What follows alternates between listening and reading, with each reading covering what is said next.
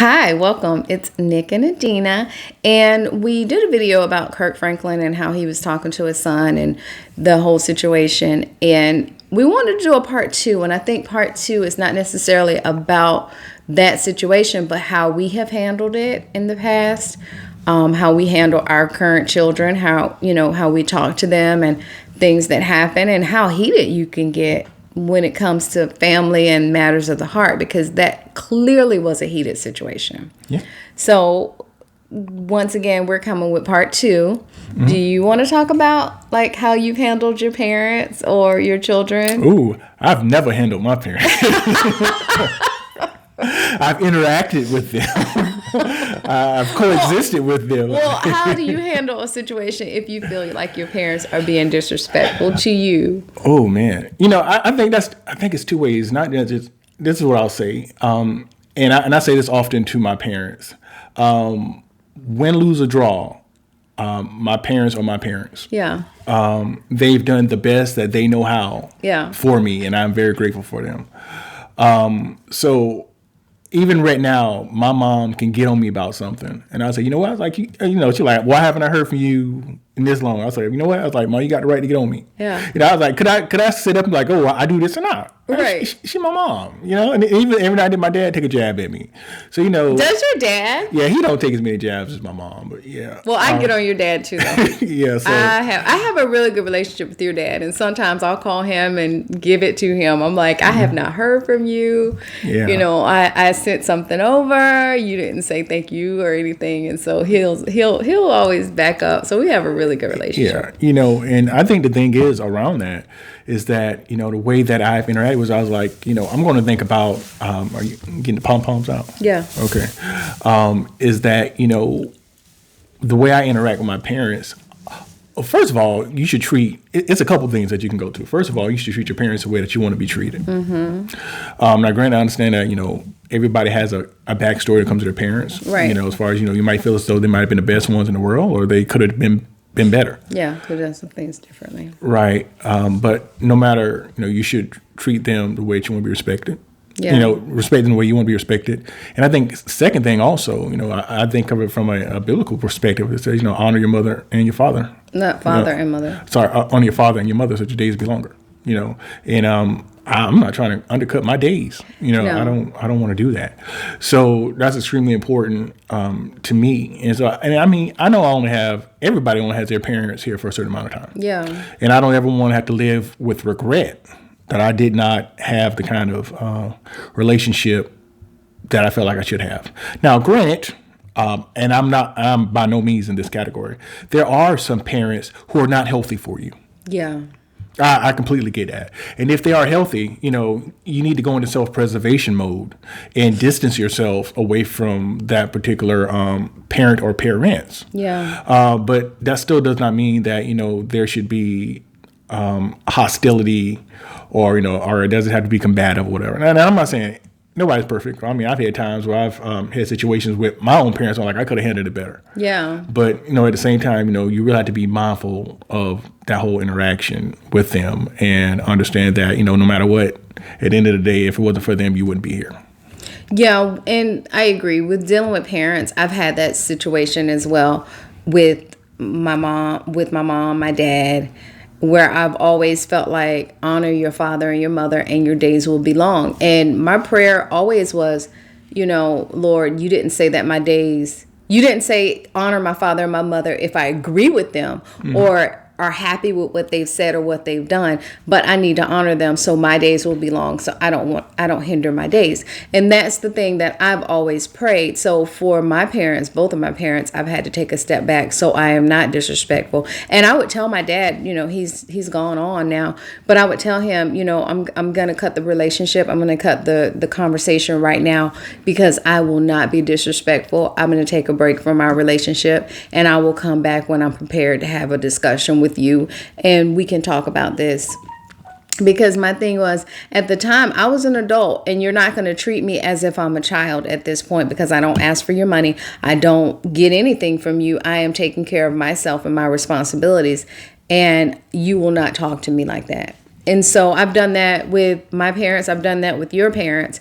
And so I just really feel like it's important to maintain yourself and conduct yourself accordingly when it comes to your parents. Yeah, I've always felt like, it's extremely important to really understand what your parents are going through, and also the origin of your parents. I know sometimes, we tend to think about ourselves, but oftentimes try to think of the situation our parents came out of. Yeah. There's this desire that I think every parent should have, is that their children, is just, in a little better situation than they were, have better footing than they did. So when we interact with our parents, we need to remember what they came from, how they came from. Did they come from a particular type of household? Right. What was the environment that they grew up in? What did they have to give to you? Because sometimes some people don't have it to give to you. Right. And I think you really have to be mindful of that when you have those interactions with your parents. And I think that's why we have to do the work on ourselves. I know for years I wanted my dad to give me approval, love, acceptance, and he just honestly did not have it to give. It's almost like if I tell you, hey, give me some water, and you don't have it, I can't be angry with you because you just don't have the tools to get it. You don't have the water. You don't have what is needed. And I think we expect so much of our parents to that. We expect them to be able to give us the attaboys, the accolades, the, oh, you're doing great, when they just cannot. Many times they don't have it to give. Yeah. And, also some of it can fall on us for asking for it. Yeah. I know one thing, my mom, no matter what happened, my mom was always very affectionate toward her kids. Yeah. She was, she was very loyal. She was affectionate. Now, on the flip side, my dad came from an environment where it's like, I remember my granddad, he was not a very affectionate person. He was not a very, he was definitely like kind of the John Western throwback kind of dad, my granddad was. So I had to come to understanding that wasn't something that my dad grew up with, as far as like saying, because I realized when I got in my 20s, I was like, I don't really recall my dad ever, I was like, I felt like my dad loved me, but I never remembered him telling me he loved me. He was around, he worked, but I was like, so literally I had to go to him one day and be like, hey, I need to hear you say that you love me. Right. I was like, I think you love me through the things you do, but I've never heard you say it. Right. And I know it was uncomfortable for him. But what happened was ultimately, once I made that request to him, he started to tell me that. Mm-hmm. And, he could have been like, you know what? Why I gotta do that? My dad used to say.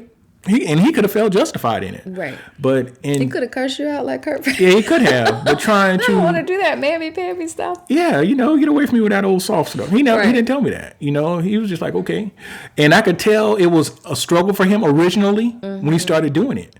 But man, probably, I don't know, this is almost 20 years now, probably. Yeah. Right now, my dad has no issue with telling me that. No issue. Every time I get on the phone with my dad, or I see him in person, like, all right, man, I love you. I'm like, I love you too. And I don't have to initiate that. Yeah. So I think as parents, we have to be willing to change, but also as children, we have to be willing to make those requests. Yeah. And I think sometimes we have this, and almost like in relationships with husband and wife, we just think that people know what we want. Yeah. But sometimes that's just not on their radar. Yeah. So, but real quick, I know with younger children, my thing is I'm not on your level. You're not going to talk to me crazy. You're not going to be disrespectful to me. And we do have one child that just with the mouth. And that's my thing. That's why I had to tell my dad many times, hey, so I'm not disrespectful because I know I have this mouth. I know I can just go at it. And when I see our son doing the same thing, he reminds me oftentimes of how my mouth would just go. And he reminds me of you too. Not with the mouth. Not with the mouth. Well, because you're very... What is the word? The what is, you always say it. I have no idea what you're talking about. Yeah, no, you always say it with what? Witty. You're very witty with your mouth. Oh, it's the gift and the curse. Yes, you always say it's the gift and the curse where you could just come back really fast. And my prayer has been for years, Lord, put a watch over my mouth, and my attitude. Your mouth. my mouth, my mind, and my attitude. You said mouth to mouth 2 times. No, I do not. I said my mouth, my mind, and my attitude. I got it on tape. Yeah, let's run the tape. Run the tape. Run it back. Because I say this prayer every day. I have said it for about 30 years because I know how my mouth can get. I know how how my mind works. And so I've always prayed that God put a watch over my mouth, my mind, and my attitude. And it's so bad now to where if I want to say something slick, it does not come out fast enough, and then it bothers me where I'm like, oh, I should have said this. It's like, because I have prayed that God would bridle my tongue, and so it's done. And it's not 100% because sometimes I just say, oh, I wish a joker would. And I let it fly. But, yeah.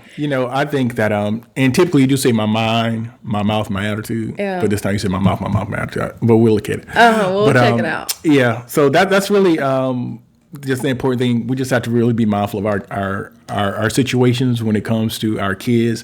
Regardless of the age, just really those interactions and how we deal with it, because we don't ever want to be in a situation where we have to deal with regret. And I think that's the biggest thing that, really we would encourage everyone to do. Hey, how am I interacting with my parent or my child, where I'm not losing face with them or losing or disrespecting my parent. That's a really important thing. So very important. Anything else? That's it. All right. Thank you all so much for viewing. Please like, share, and subscribe. This is Nik and Adinah Johnson. Thank you all so much. Take care of yourself. Keep loving one another.